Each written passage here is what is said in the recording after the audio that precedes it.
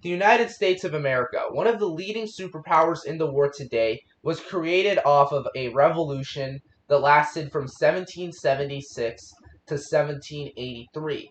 This revolution was in many ways shaped by battle and conflict, and ultimately ended with an American victory after the successful siege of Yorktown, in which General Washington won against the British forces, along with assistance from the French. This victory at Yorktown ultimately allowed America to win the war, and then the British sued for peace. And in the 1783 Paris Peace Treaty, the British ultimately agreed to accept American independence. The American victory in the Revolutionary War was considered a shock to much of Europe, which expected the British to win the war. In fact, the Americans were the heavy underdog in this conflict. And in many ways, you can say that the British were the favorite to win from the start of the war. However, a few mistakes here and there and American resilience allowed the Americans to win the revolution. So, what event could have allowed the British to win the war? In fact, I would argue that the mistakes of one man during his tenure as general allowed Washington and the rebels to win, and that is General William Howe. William Howe was the general of the British Army following General Gage's firing by George III, and William Howe made two critical blunders that ultimately led to the colonists winning the war. The first was during the New York campaign. During the Battle of Long Island, he had Washington trapped, and he very well could have just moved in his forces and destroyed Washington's army. However, he decided to wait for Washington's to surrender because he didn't believe that Washington had the ability to escape, and he thought that the honorable thing to do was to wait for Washington to surrender rather than go ahead and destroy his forces. This was a critical blunder because it led to Washington being able to narrowly escape, and had Howe advanced and destroyed Washington's army, the war would have been over and the British would have very well won this war. However, another key mistake that Howe made later in the war was in fact during the Battle of Saratoga. The Battle of Saratoga was considered a key turning point in the Revolutionary War because it gave the French the idea that the Americans could actually win the war, and because of this they gave assistance to the Americans in the war. Had the Battle of Saratoga gone the other way and the British won, then it's very likely that the French would not have stooped in to assist the Americans. In fact, the reason why the Americans were able to win at Saratoga was because Howe did not comply with the original plan that he and Burgoyne had devised. The original plan was for Burgoyne and Howe to meet at Saratoga and then cut the American supply in half and effectively split off New England from the rest of the colonies. This plan would have worked had Howe actually assisted Burgoyne, but instead Howe decided to go for some personal glory and attack Philadelphia, which left Burgoyne by himself, and Burgoyne ultimately was defeated.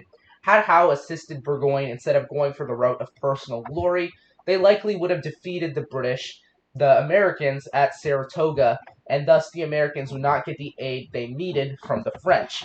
Either scenario where Howe did not make a mistake would have resulted in a British victory. And ultimately, without the Battle of Saratoga being successful for the Americans, the Bourbons, who were in charge of France and were in deep debt at the time, wouldn't have helped the Americans. With the British win in the American Revolutionary Wars, they would thus impose their policies on the American colonies, which would include likely higher taxes as a penalty for the colonies rebelling, and there would first be some punitive damage taken against the colonies. Once the colonies would be firmly back into the British fold, they would also send the founding fathers to the gallows. This would definitely include men such as George Washington, who was the general of the army, Thomas Jefferson, Benjamin Franklin, John Adams, and many other of the founding fathers would be sent to the gallows to be executed for their treason against the British Empire. The British would then enforce their policy that the Americans would not be able to go west of the Appalachian Mountains. The British enforced this policy because they didn't want further conflict with the Native Americans, and this was in many ways one of the key events that led to the Americans deciding to rebel against the British. which was their ban on American colonists moving west of the Appalachians. Americans wanted to expand out, but the British did not allow this, and they would have definitely enforced this ban had they won the war. Another thing is the whole Monroe Doctrine, which emerged in the 1810s, which effectively banned the British or European powers from being able to colonize in the New World, which was the North America and South America, would have not been there, and the two Americas would then become a hotbed for colonialism by European forces. The French Revolution would also not happen in this scenario because the French Revolution was in many ways impacted by the events of the American Revolution, which included the French spending too much money on the American Revolution and leading to their debt becoming more and more severe, which in turn led to to French colonists who were inspired by the American colonists' revolts against the British monarchy.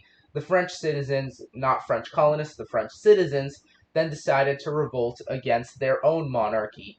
And this ultimately led to the French Revolution, in which the Bourbon monarchy was abolished and King Louis XVI had his head cut off. This would likely would not occur if the American Revolution was unsuccessful, or if the French just didn't even intervene in the American Revolution. This would have allowed the Bourbon dynasty to hold on for more. The fall of the Holy Roman Empire, which was largely attributed to the French Revolution and Napoleon, who sprang forth from the French Revolution and took his opportunity, the Holy Roman Empire would then not be dissolved as a result of the French Revolution. Without the French Revolution also, Europe as a whole would be much more conservative than it was in our own scenario, because as a result of the French Revolution, democracies started exporting all across Europe. This led to the whole expansion of democracy that we saw. It would be very likely that without the French Revolution, we would see a lot of monarchies still be in Europe, and a much more conservative Europe as a whole when it came towards the idea of monarchy versus democracy. The French-British relationship would also be very different because the French and British were mortal enemies until the rise of Germany, and who they viewed as a greater threat. But in this scenario, without the collapse of the Holy Roman Empire, Germany would never even unify, which would thus mean that the French and British would likely remain as mortal enemies. Also, with regards to the whole democracy versus monarchy idea, there would likely still be some form of democracy that would be explored through Europe, because at the end of the day, the peasants were still starving, and this would definitely lead to some form of a revolution in Europe. It may happen a lot later than our own scenario, but just because people would eventually be angry with monarchies in Europe, I do believe that a revolution would happen, and the events that we see in our scenario would happen. It just may play out differently than it did in our own scenario, or it would just happen a lot later. Also, with regard to the issue of slavery, the British Empire in 1830 abolished slavery all across its dominion. This would happen in our own timeline, including in the United States, which would certainly see a revolt from the southern colonies, who would definitely be upset with this policy, but it would be suppressed very easily because the South by itself did not stand a chance against the British, and yeah. Also, I do believe that over time, the British would have bigger interests at hand than the American colonies. They would want to expand into Africa and Asia, and they would kind of sort of let the colonies govern themselves. However, they would put a few guidelines on what the colonies could and could not do. So there would be some self-governance by the American colonies that we would see.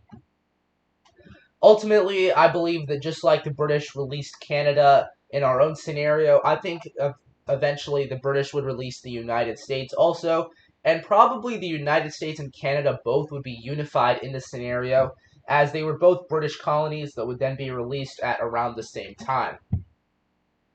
When it came to the issue of westward expansion, I think the British would eventually renege on this agreement with the Native Americans to not expand westward of the Appalachian Mountains because they were going to renege on it. Let's just say that. So the British would soon expand westward, I believe, but again, with French holdings in areas like Louisiana and Spanish holdings on the southwest, They wouldn't really be able to expand too far, but they would still expand west of the Appalachians in this scenario, I do believe.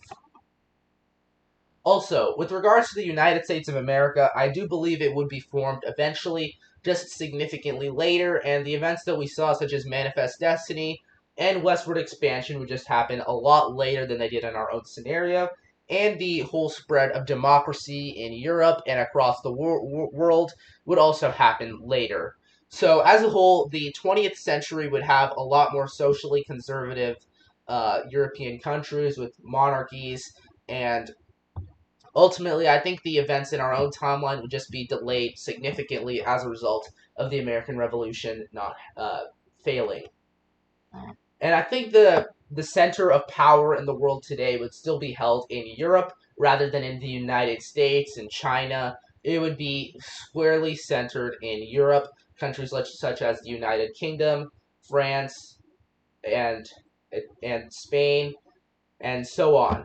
So that's the main impact of the scenario, which is the center of power remains in Europe. However, events such as democratization as well as liberty happen a lot later than in our own scenario, and 20th century Europe has a lot more monarchies. So anyways, thank you guys for watching this video. Make sure to like this video down below and subscribe to the channel.